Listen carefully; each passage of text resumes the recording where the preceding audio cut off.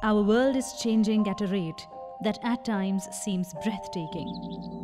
We see social and political change, economic change, and rapid changes in science and technology. Nothing, however, has quite the ability to impact so many as the risk from the increasing frequency and intensity of natural hazards, many of which are due to our changing climate. Some hazards come quickly, like storms, floods, landslides, wildfires, earthquakes, and tsunamis. Others develop slowly, like drought and desertification, causing crop failure and food insecurity. We all face disaster and climate risk. However, there are people within our communities, in urban and rural areas, who face a much higher degree of exposure. And as these events escalate, so too does their vulnerability. Disasters are not gender, age, or disability neutral.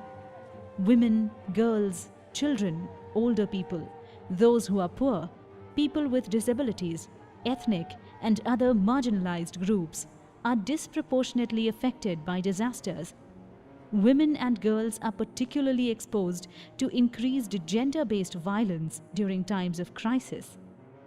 Many people are also forced from their homes due to the impacts of disasters and climate change. During these times, everyone's life, livelihood, and dignity can be negatively impacted. That's why our laws and policies need to be people-centered, to protect and include those most at risk. It is critical that government agencies, organizations, and individuals know their roles, responsibilities, and rights when it comes to disasters and climate change action. Effective laws provide the clarity on who needs to do what before, during, and after disaster strikes. And let's not forget about money. Laws provide the basis for budget allocation for necessary actions to address disaster and climate risk at all levels. Often, not until after a major disaster occurs do policymakers realize the significance of having effective climate and disaster risk management laws.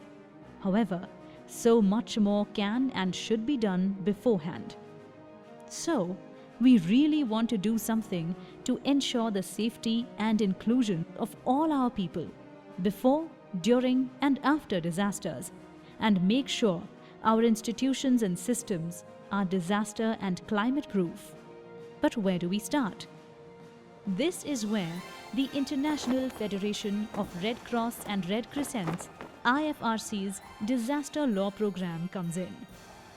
The Disaster Law Program seeks to reduce human vulnerability by promoting legal preparedness for disasters and climate change. It has undertaken global research and developed expert guidance in a number of key areas. Disaster Preparedness and Response Law Checklist. Laws, policies, and institutional arrangements have a crucial role to play in supporting disaster preparedness and response.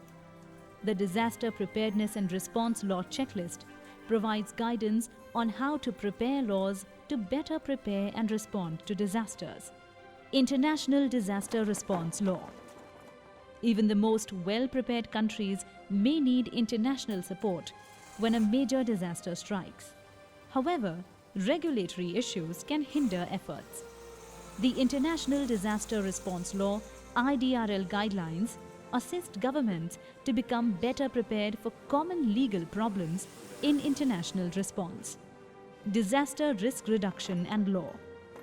Ensuring relevant laws are risk-informed are key to preventing and mitigating disaster and climate impacts. The Disaster Risk Reduction Law Checklist and Handbook provides a list of 10 key areas to ensure laws provide the best support for risk reduction, protection, gender, and inclusion.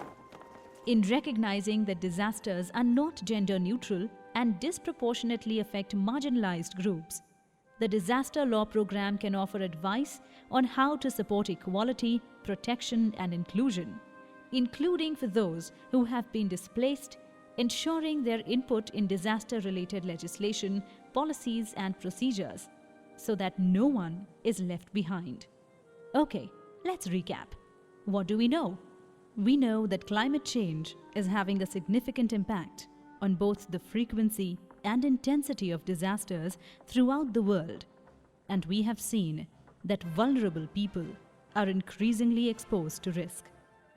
We also know that developing effective climate and disaster laws is not a simple process and requires a whole of government and society approach. Most importantly, we now know that help is at hand through the Ifrc, which has the resources needed for policymakers and legislators to make effective disaster laws. So, here's the call to action bit.